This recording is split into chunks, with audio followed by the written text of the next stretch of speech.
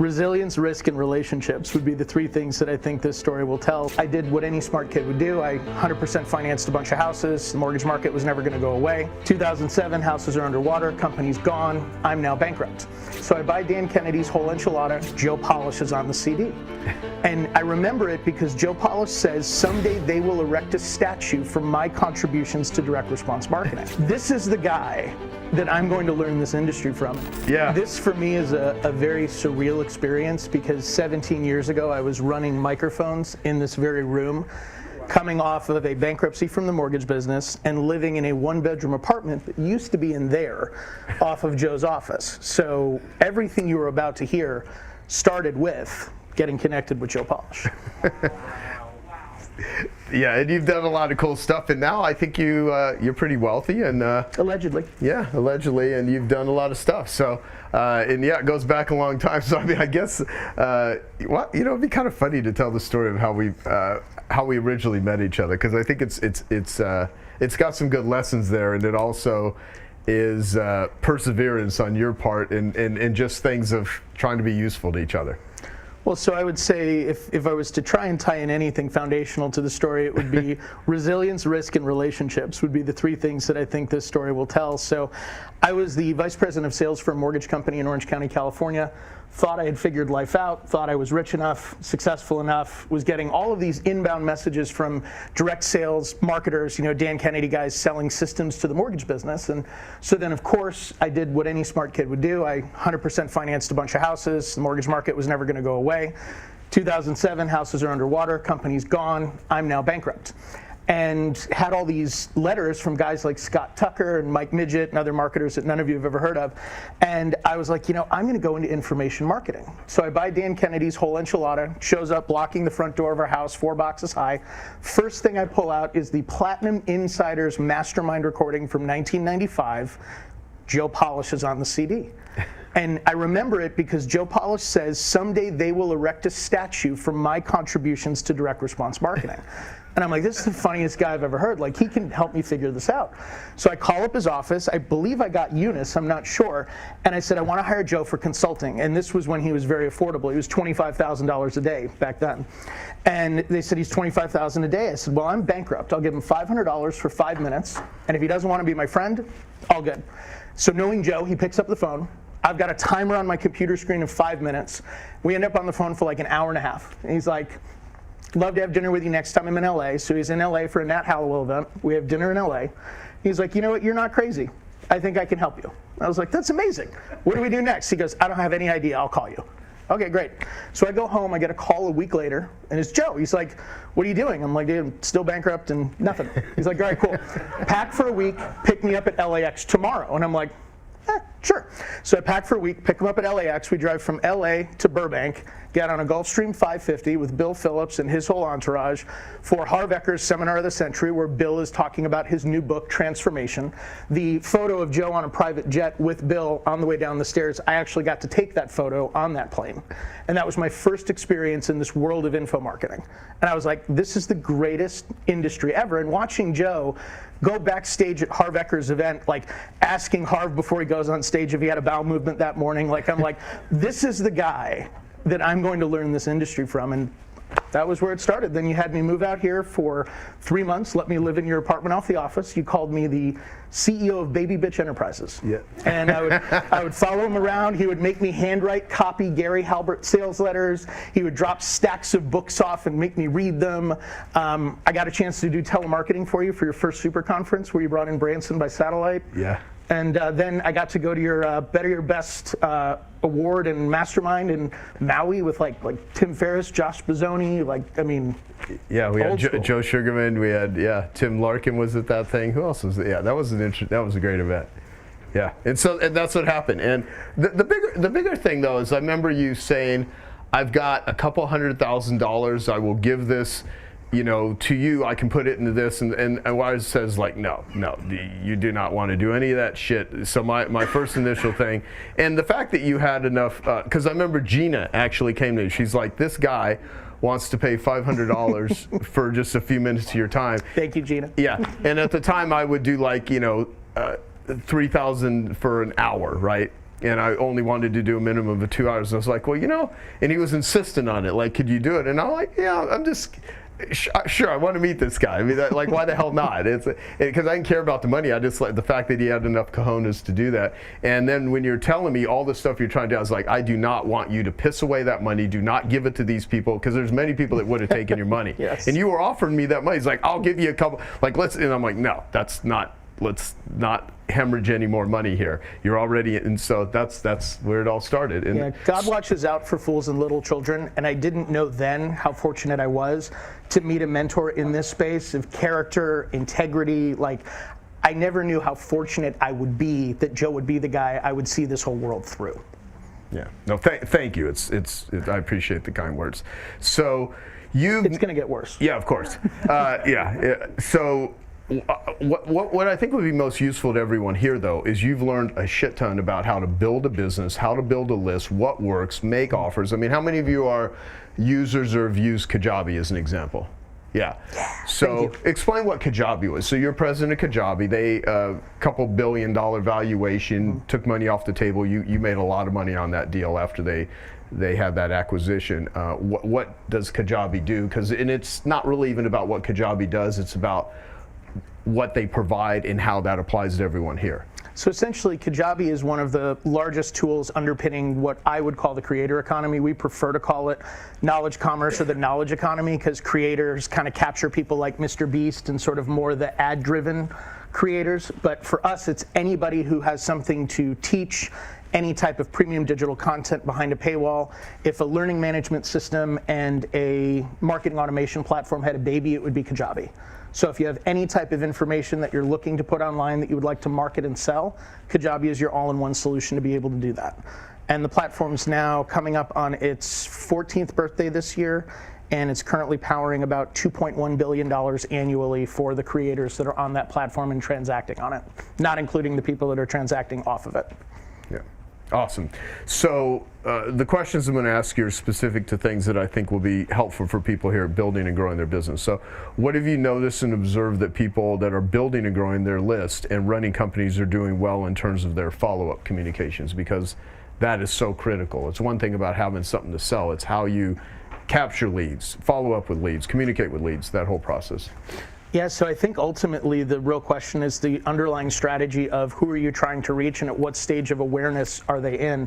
One of the first books Joe had me read was Breakthrough Advertising by Eugene Schwartz, and I still think his awareness spectrum is probably the best formulaic way to approaching your list building based on how aware your audience is of either their problem, their solution to that problem, your solution as one of the solutions to that problem, and moving them down that process. So the first question I would be asking on a list building site is, what is the level of awareness of the people that you're targeting, and what are you putting in front of them? Because if you're putting a problem-aware person in a solution-aware funnel, they might not make that connection, and it's not going to convert well. But if you're speaking to a problem-aware person and you're providing a problem-aware next step, it's a very easy process for them to take that next step and the one after and the one after and the one after. But if you miss that piece in the middle, you've all of a sudden seen a whole lot of people fall out of that process. And so really starts with, who are you targeting? What is the question or conversation that's already going on in their mind, and how can you enter that effortlessly, hopefully through a side door, rather than trying to get through that locked promotional resistance door that we all have. Explain the side door thing, the psychology behind that, because I think that's really important. So the side door is really, rather than me trying to sell you on a problem that you may not necessarily be aware of, the question is, what conversations are you already having in your mind that I can enter into effortlessly that's not viewed as a sales conversation? So it's the difference between somebody coming to your front door as a door-to-door salesperson, knocking on the door and pitching you something, versus you sitting down next to somebody at a coffee shop or on an airplane or at a cocktail party, and you're having an effortless conversation that your guard is not up for whatever is coming. So the side door is, how do you enter that conversation in a way where that resistance we all have is not there? Those guarded perceptions are not there. Yeah, okay, good.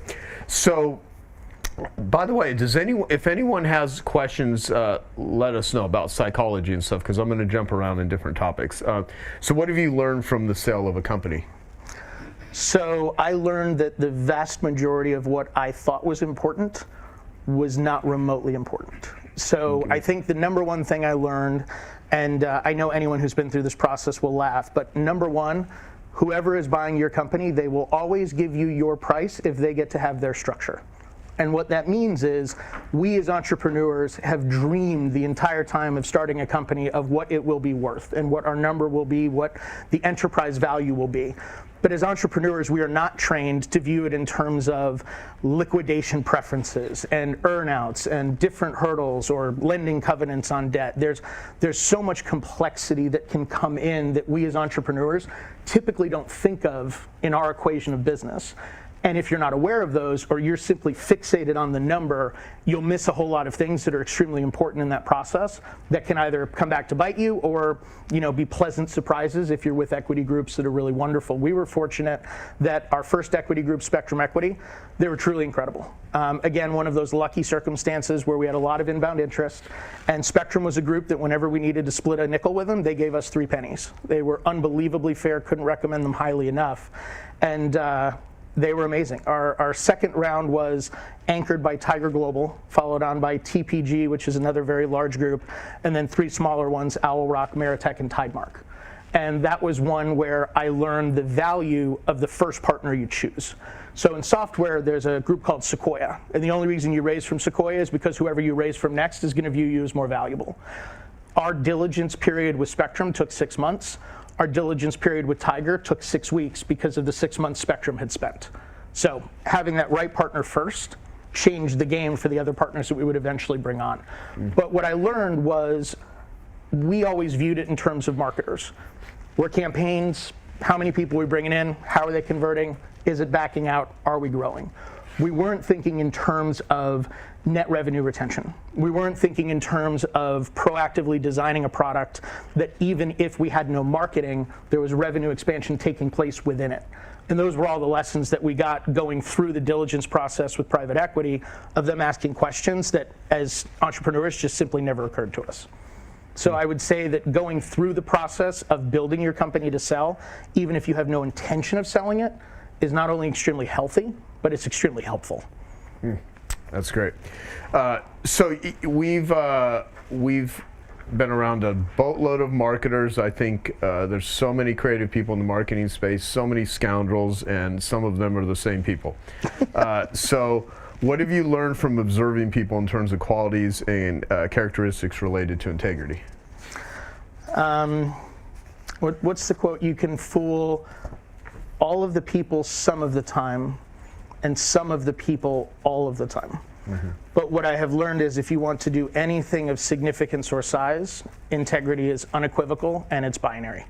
That the moment that you color outside those lines, and it might even be something as simple as a campaign that overpromises and underdelivers. And we operate in a world where, you might only be one something away. And is that accurate? Maybe. Is it true? Not in the definition I would use. And I think that even going through our equity rounds, it's something that as a marketer I wouldn't anticipate was important, but to private equity it was. That all of a sudden when we started unpacking campaigns, if it was based on income claims or if it was based on things that were not steeped in integrity, they viewed that as a very significant liability, even if it was converting in the short term. So I would say that the integrity, the character, and what the brand stands for, unbelievably important. And it's something that Kajabi has been a disproportionate beneficiary of for a very long time. Even sometimes to our detriment in our enterprise value. One of the things we always said at Kajabi was, if you ever lock in a price on our platform, you'll have it forever. So we have people today that were founders that joined in 2015 when we redesigned the platform.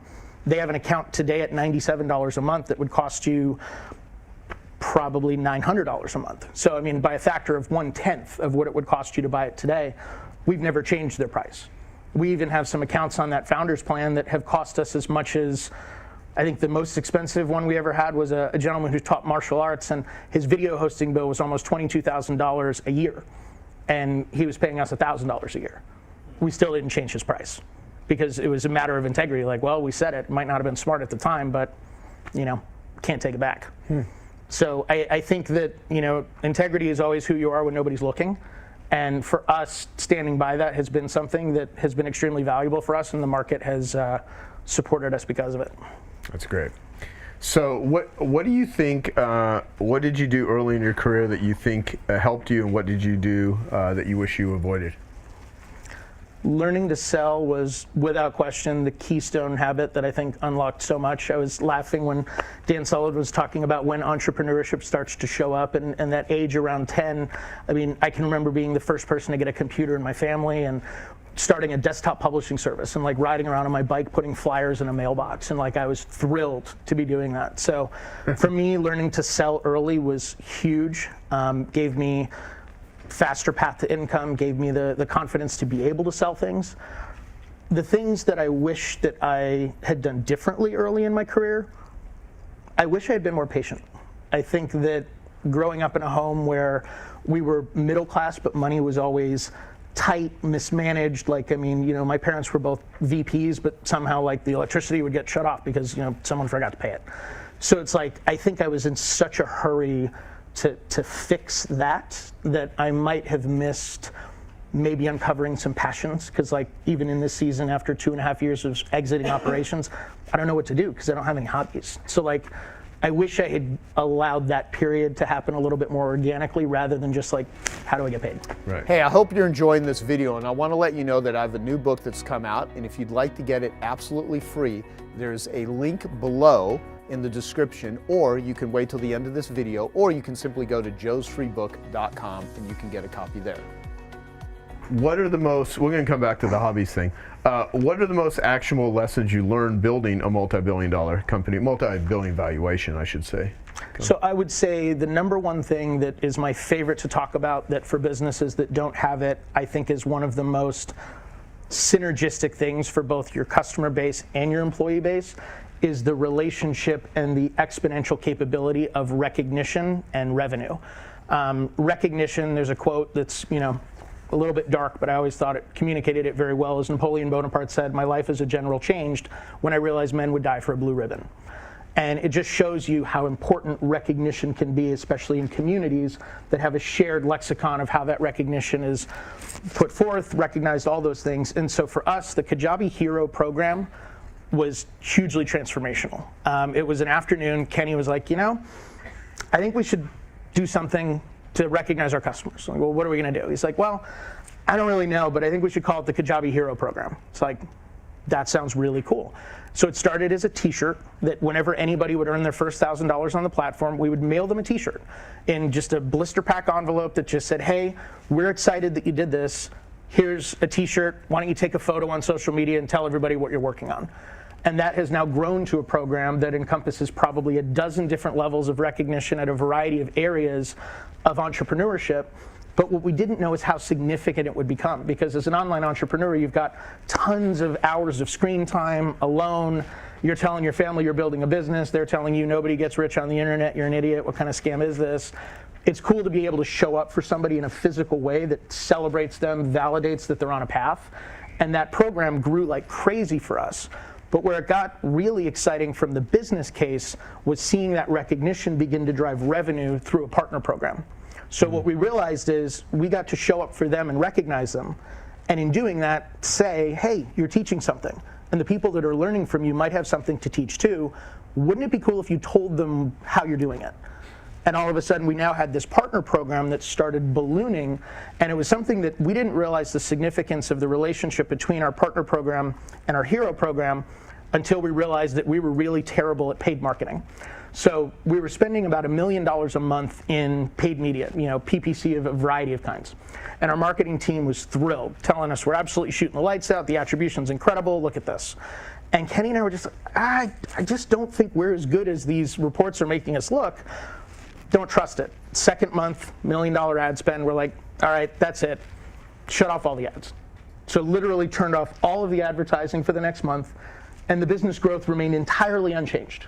So literally, the pain of realizing that we had set $1 million a month on fire for 2 months with complete confidence that we had our attribution figured out, we were shooting the lights out, and little did we know the entire time it was being powered by mostly referral, brand recognition, things that were not in our paid media budget. So it was transformational for us to figure out that recognition and revenue side. That was a big one. And the other one, quite frankly, is just having a business that has network effects. Like if you can find any way in your business that whatever transformation you are offering can have 1 or 1.5 or 2 more exposures than the 1 exposure that person represents, you can have a business that can grow in any environment under any constraints. It's an unlock that I never knew how significant it was until we watched it start happening. And what's amazing, and it compounds geometrically. That's cool. So, has Mike Koenig's ever tried to convince you to take a bubble bath with him? Twice. Yeah. I'm actually probably one of the only people that has seen Mike Koenig's during shirt changes from videos prance topless through an office. True story. Yeah. Yeah. This was at a time where Mike, and the thing about it, I always joke about, Mike should literally be his own venture studio, because if you want to know what everyone will be building and buying 3 to 5 years from now, it's whatever Mike is into today. Like, I can remember being at Traffic Geyser. I worked at Traffic Geyser. I got hired out of there after Tony Robbins acquired Chet Holmes International. And I met Mike at Ultimate Business Mastery Summit, and he hired me at Traffic Geyser. And it was when you had, what was the black box for live video online, like before anyone was doing live video broadcasting? TriCaster? No, it was TriCaster. TriCaster. Oh, sorry. Yeah. Yeah, it was either live stream or TriCaster. Just say the TriCaster. Yeah. And so, I mean, Mike was like, we're going to do live video. Nobody's doing live video. So he's got all this equipment doing live video, and that's when he tried to get me to take a bubble bath. Yeah, yeah. How did you? It's just not the same when it's not live. How did you cleanse yourself from that? Was it like a seance or sage, or how did you address this? You know, like Brillo pads? Yeah. Yeah, you just get one, like a body-sized Brillo pad, just slip and slide. Just go for it. Right. Then you flip over, repeat, you're good to go. Yeah, it's helpful. It's very good. Okay. You don't feel clean, but it hurts enough you forget about it. Right. Yeah. Yeah. Makes sense. Glad I asked that. Isn't it great to have friends you just can't escalate with? Yeah, yeah. No, that's what do you think the biggest lever in business is? The biggest lever, I'm going to have to say product market fit.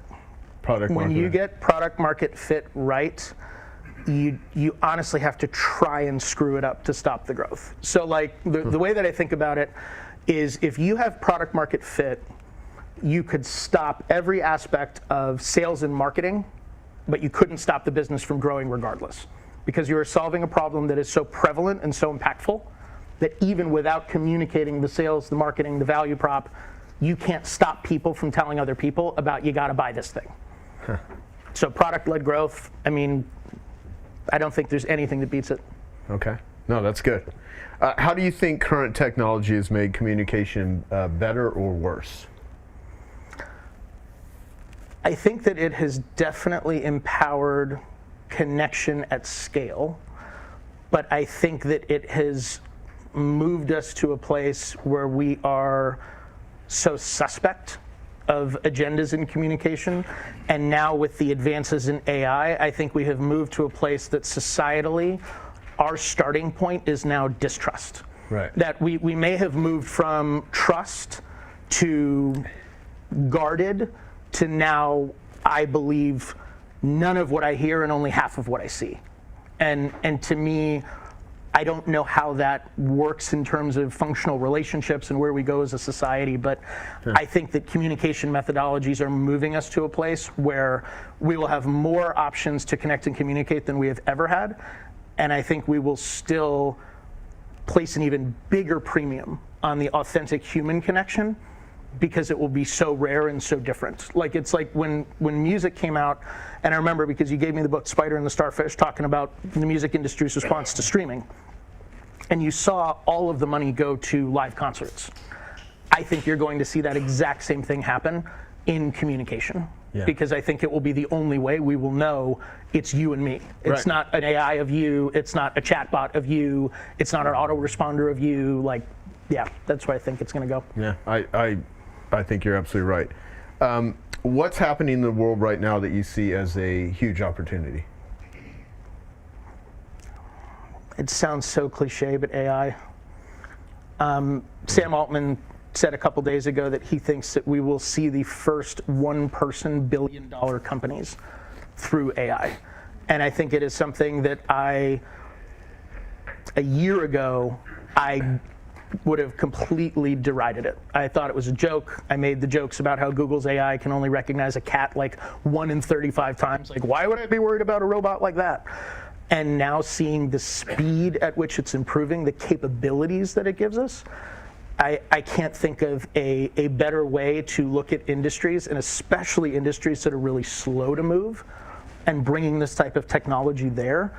I mean, you can just take out giant swaths of market share because nobody is even looking at it in those worlds. Huh. Yeah, that's interesting. And the only other huge opportunity that I see, the silver tsunami. So we're watching the retirement of the largest, wealthiest, and most entrepreneurial generation. And they're surrendering businesses that their children don't want because they all want to be YouTubers.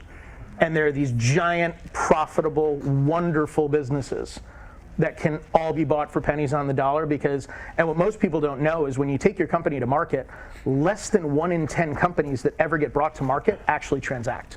So that means that 9 out of 10 companies that somebody spent their life building, that they believed had long-term enterprise value, doesn't have enterprise value. And if their kids don't want it, it just goes away. And those are businesses that are all profitable, that can be bought for 2, 3, 4 times profit. I mean, and even less if they just didn't transact. So to me, that's an unbelievably huge opportunity. And until robotics comes around, AI is not replacing any aspect of home services. Yeah. I think Tommy's really keyed into that. What was the process for hiring people at Kajabi, and what worked and what didn't work? So what worked well was creating a culture where referrals were extremely desirable. Like, everybody loved what they did at Kajabi so much that they wanted to refer anybody they could that fit a job description that we had. I mean, I don't think we started recruiting until we were well over 150 employees. It was all referral until then. So the referral engine and the culture side worked really, really, really well until it didn't. The area that I think we massively shit the bed was wanting more for others than they wanted for themselves, and believing that the employees we had were wired the way we were wired. And it resulted in us over-promoting, over-titling, and breaking people in the process. I mean, like literally taking someone who's been with you through every stage of the business, and they're like, you put me here, and now you're having the conversation of, well, you don't have the ability to stay here. And the needs of the business are what they are, and that it is what it is. And had we just had the foresight or the knowledge or the experience to leave that person maybe 2 rungs back where they were really good, they might have been really good and stayed really good. But we were like, well, you were already here, so of course you get the promotion, of course you get the title, of course you get the job.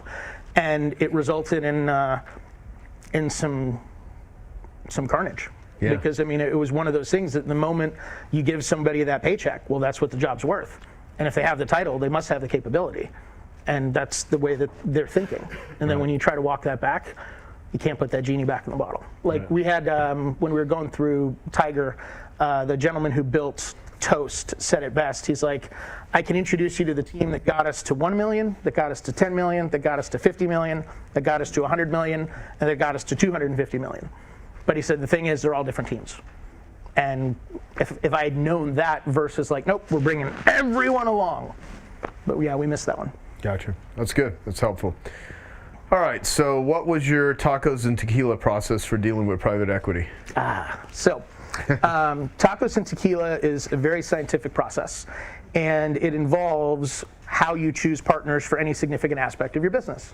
And for us, that was a tremendous amount of inbound interest from private equity that we decided to funnel into a Javier's restaurant in Irvine for tacos and tequila for each meeting. And the rule was, if we wouldn't have tacos and tequila with these guys again, whether we did business or not, it was a non-starter, we wouldn't work with them.